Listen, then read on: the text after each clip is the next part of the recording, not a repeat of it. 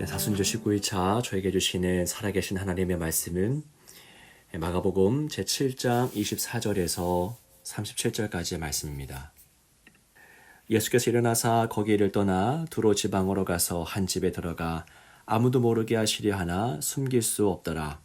이에 더러운 귀신 들린 어린 딸을 둔 한 여자가 예수의 소문을 듣고 곧 와서 그 발 아래에 엎드리니 그 여자는 헬라인이요 수르보니게 족속이라.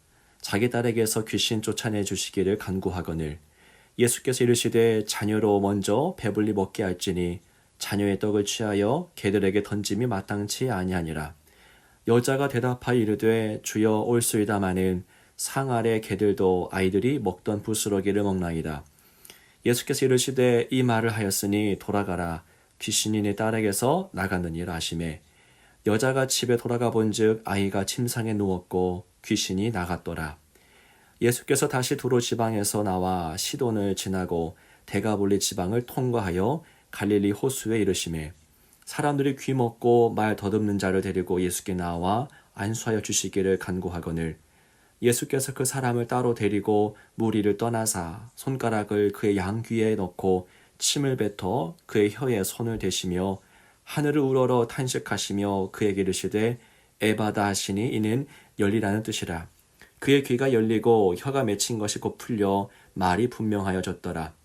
예수께서 그들에게 경고하사 아무에게도 이르지 말라 하시되 경고하실수록 그들이 더욱 널리 전파하니 사람들이 심히 놀라 이르되 그가 모든 것을 잘하였도다. 못 듣는 사람도 듣게 하고 말 못하는 사람도 말하게 한다 하니라. 아멘.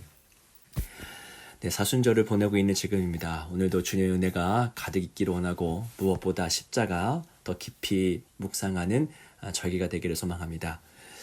이 땅에 하나님 인간으로 오신 사건은 누구도 상상치 못했던 사건입니다. 바로 예수 안에서 일어난 이 사건은 이 땅에서 일어난 사건들 가운데 가장 위대하고 값비싼 사건입니다. 우리 삶에서 부족한 부분이 많이 있죠. 이것도 부족하고 저것도 부족해서 불안과 두려움을 느낄 때가 많지만 사실 예수 안에서 우리의 모든 필요가 다 담겨 있는 것을 안다면 우리는 더욱더 희망차게 하루하루를 살아갈 수 있을 겁니다. 이처럼 예수의 크기와 넓이와 깊이를 더 깊이 알아가는 것이 신앙의 참된 여정이라고 할 수 있을 것입니다. 오늘 본문에는 두 번의 치유 사건이 등장하고 있습니다. 치유라고 하는 것은 또 비슷하지만 이 질병이 어떤 것이냐 또한 예수님께서 어떻게 치유하시느냐는 좀 다른 모습을 보입니다. 먼저 예수님은 이방 지역에서 한 여인을 만나시죠. 물론 이방 여자입니다. 이 여인에게는 더러운 귀신 들린 딸이 있었는데요. 참으로 이 좋지 않은 조건들만 갖춘 사람입니다. 한 가지는 이방 여인이라는 것이고 또 한 가지는 귀신 들린 딸을 두었다라는 것입니다. 이 여인이 예수님께 과감하게 나갑니다. 엎드려서 간구하죠. 그런데 예수님의 답변이 좀 싸늘하게 들리는 것이 사실입니다. 오늘 말씀 27절 말씀을 보시기 바랍니다. 예수께서 이르시되 자녀로 먼저 배불리 먹게 할지니 자녀의 떡을 취하여 개들에게 던짐이 마땅치 아니하니라. 자, 이것보다 더 어떤 싸늘한 말이 어디 있을까요? 예수님은 이스라엘을 자녀로 말하시고 또한 이방인을 개로 비유하시면서 말씀하십니다. 예수님이 왜 이렇게까지 말씀을 하신 것일까요? 너무나 가혹한 표현 아니겠습니까? 예수님은 여기서 순서를 말씀하시는 것으로 보입니다. 27절에서 자녀로 먼저라고 하는 부분이 있죠. 예수님은 이스라엘을 먼저 회복시키고 나서야 그 다음 이방까지 회복하겠다는 의미로 말씀하신 겁니다. 아예 배제하겠다는 말이 아니라 순서상 기다릴 필요가 있는 것임을 상기시켜 주는 내용이죠. 그런데 이 여인을 보십시오. 이 여인은 물러서지 않습니다. 물러설 수가 없지요. 왜 그렇습니까? 순서상 자신과 같은 이방인은 이스라엘 다음일 수밖에 없다 하여도 그 사랑하는 딸이 지금 당장 아프기 때문입니다. 귀신 들려 있기 때문입니다. 그러니 어떻게 다음 순서까지 평안하게 기다릴 수 있겠습니까? 지금 치유가 일어나지 않으면 딸이 죽기 때문입니다. 이때 여인이 대답하죠. 여자가 대답하여 이르되 주여 올소이다마는 상 아래 개들도 아이들이 먹던 부스러기를 먹나이다. 일단 인정합니다. 맞습니다. 우리는 개입니다. 우리는 부족합니다. 자신의 처지가 우선적으로 배려받을 수 없는 그런 상태임을 겸손하게 먼저 인정합니다. 하지만 그 여인은 거기서 멈추지 않고 한 번 더 끝까지 요구합니다. 상 아래 개들도 아이들이 먹던 부스러기를 먹습니다. 라고 말하죠. 온전한 것이 아니라 할지라도 그 부스러기, 지금 먹다가 떨어지는 그 부스러기라도 달라고 애원하고 있습니다. 그러니까 순서상의 문제로 더 기다릴 형편이 안 된다라고, 큰 것이 아니더라도 작은 것이라도 그 은혜를 좀 달라고 강구합니다. 여인은 부스러기 은혜를 구하고 있는 것이죠. 많은 것, 온전한 것이 아니어도 좋다고 합니다.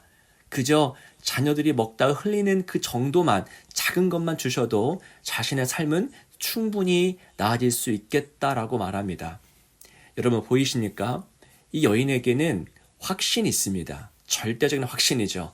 지금 내게 문제가 있다라는 것. 이 문제는 오직 예수만 해결할 수 있다라는 것. 예수는 많은 해결책 중에 하나가 아니라 유일한 해결책이라는 것. 이 여인은 굳게 믿고 있습니다. 그리고 그분에게는 풍요로움이 있고 남음이 있다라는 것. 바로 12바구니의 은혜가 있다라는 것을 이 여인은 압니다. 개 취급을 받는데도 불구하고 이 한 가지 확신 때문에 그 자리를 떠나지 못하는 것이죠. 믿음으로 간구합니다. 한마디로 이 여인은요, 자신에게 있는 문제의 심각성을 제대로 알았고, 또 하나 유일한 해결책인 예수 그리스도를 알았던 여인입니다.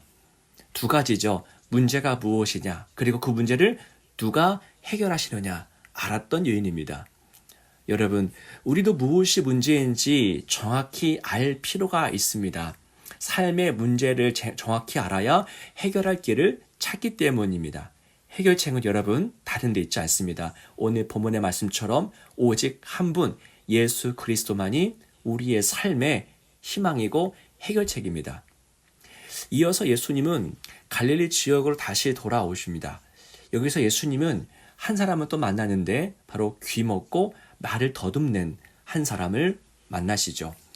예수님은 그를 데리고 무리를 떠나서 그를 고치십니다. 자, 그와 1대1 만남, 많은 사람이 지켜보는 그 현장이 아니라 고요한 곳으로 따로 떨어져서 그를 1대1로 만나십니다. 기적을 어떤 홍보용으로 사용하지 않겠다라는 의지가 보이죠. 주님은 오직 이 한 사람에게만 집중하십니다. 자, 예수님께서 이 병자를 고치기 전에 어떤 모습을 보이셨습니까? 하늘을 우러서 탄식하는 모습이 보이죠. 한탄하십니다. 괴로워하셨다라는 것입니다. 여러분, 무엇이 괴로우셨을까요? 이 병자가 평생 받아야 했던 그 고통을 느끼셨던 것이 아니겠습니까? 예수님은 이 병자 앞에서 승리자의 강력한 당당한 모습만 보이신 것이 아니라 함께 아파하고 고통에 동참하는 그 연약한 모습까지도 보이십니다. 예수님은 이처럼 우리의 고통을 동일하게 느끼시는 분이십니다. 그리고 예수님이 한마디 하시죠. 에바다라고 하십니다. 즉 열려라 라고 하시면서 그 사람의 질병, 말 못하고 듣지 못했던 그 질병, 다쳤던 것을 열어주십니다. 듣지 못하는 그 귀를 열어주셨고 말하지 못하는 입을 또한 열어주셨습니다. 신체의 각 부분의 본래의 역할과 기능을 회복시켜 주신 것이죠. 여러분, 이것이 구원입니다. 하나님이 창조하신 이 본래의 기능, 본래의 역할을 회복하시고 본래의 아름다움을 찾는 것이 그게 바로 구원인데 예수님이 지금 그 사람에게서 구원을 이루어가고 계십니다. 여러분, 어떻게 예수님께서 그 구원을 이루신 것입니까? 어떻게 귀신 들린 그 딸이 나음을 입고 어떻게 말 못하고 듣지 못하는 자가 낫게 된 것입니까? 쉽게 이루어진 것이 결코 아닙니다. 창조는 하나님이 말씀으로 좀 어떤 의미에서는 쉽고 간편하게 말씀으로 이루셨는데 회복, 구원은 여러분 결코 쉬운 과정이 아니었습니다. 반드시 대가가 필요했던 것이죠. 그 모든 대가를 치르신 분이 바로 예수 그리스도이십니다. 구원이 우리 입장에서는 값없는 은혜이지만 우리가 값없이 구원을 누리기 위해서 예수님이 값을 치르셨습니다. 십자가 위에서 말이죠. 예수님이 값을 치르셨기 때문에 우리에게는 그게 값없는 은혜이지 하나님 입장에서 너무나 큰 대가를 치르신 것입니다. 팀 켈러는 이렇게 말한 바가 있습니다. 십자가 위에서 하나님의 아들이 부스러기조차 없이 상에서 완전히 내침을 당하셨다.